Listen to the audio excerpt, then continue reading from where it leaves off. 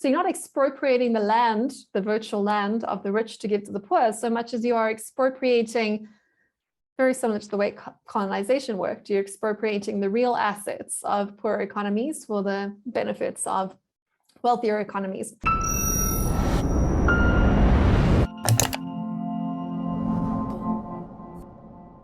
What are the risks of modern monetary theory? I posed this question to Bronwyn Williams in a recent episode of my podcast. If you would like to watch the full discussion with Bronwyn Williams, you can do so by clicking on the link in the description below. Enjoy. I think that's perhaps a good segue into one of your talking points, which is modern monetary theory, which I think I've seen you call a magic money tree. I think a policy decision was taken in the wake of the global financial crisis, as I mentioned earlier, to vastly inflate the money supply. And now we're seeing inflationary effects, which is being dismissed as purely transitory. What is your take on modern monetary theory? What are some of the downsides of it? I've taken to calling it postmodern monetary theory because it comes back to also what we were speaking about earlier, this concept of just undermining actual reality and replacing objectivity with subjectivity. And you get to sort of like this unfalsifiable place, which is basically the point of we beyond science here, we're way beyond science. But it's worth bearing in mind that economics, as I said earlier, is software. It's made up, it's made up by people. We kind of make up the rules. We can't make up the effects of the rules that we choose to break or change and the real punishment that people will take in the real world, but we can play around with money. We can do very strange things with it. We can print trillion-dollar coins and force people to believe in them, whether that's through very clever propaganda campaigns or whether that's through simply showing up at your country with a bunch of tanks and saying, give us your oil, right? I mean, we can enforce a lot of our mythology if we're smart enough. And I think that's probably the uncomfortable thing when it comes to money, is that most of these crazy ideas do work as long as you can get enough people to believe in them. And that's the wonderfulness of human nature and how absolutely strange we are as creatures at the software level. But that's the real disconnect. At the hardware level, the real world does actually respond to real laws, like there's forces of gravity, and what goes up does tend to go down. And the real problem with ideas like modern monetary theory, and let's be clear, anyone that is a proponent of the theory will say that real modern monetary theory has never been tried, and that's not what we had over the last couple of years.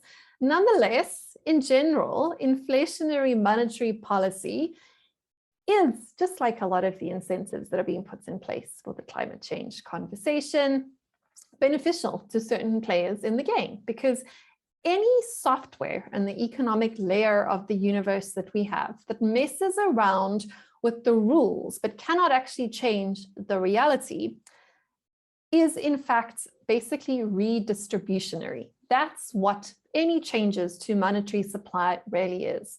Changes to monetary supply is like changing the rules in the game, but not changing the number of balls on the pitch, not changing the number of players on the field or the prizes that can be won at the end of that game, but it's changing the rules. It's giving advantage to some players at expense of the other, because that's the way advantage works. It's relative.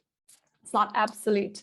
So any inflationary or even deflationary monetary policy that changes the quantity or the speed with which money moves itself through the economy changes the winners and gives some certain players a certain edge.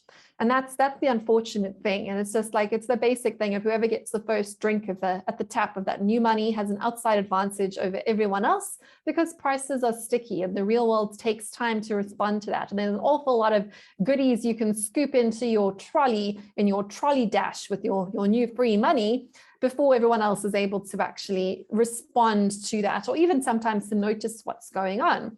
I think this is what's really surprised me with any conversations around the record-breaking increase in the US money supply.